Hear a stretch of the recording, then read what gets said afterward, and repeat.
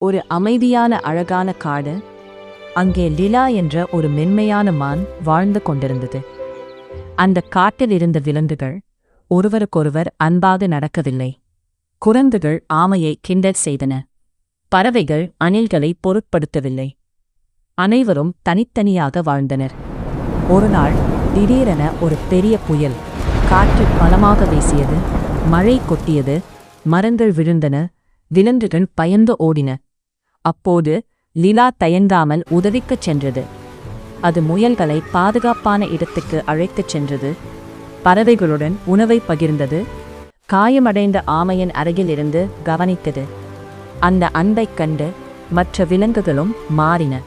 அவர்கள் ஒன்றாக சேர்ந்து உதவ ஆரம்பித்தனர். சில நாட்களில் அந்த காடு அன்பும் ஒற்றுமையும் நிறைந்த இடமாக மாறியது. அன்பும் கருணையும் உலகத்தை மாற்றும் மிகப்பெரிய சக்தி.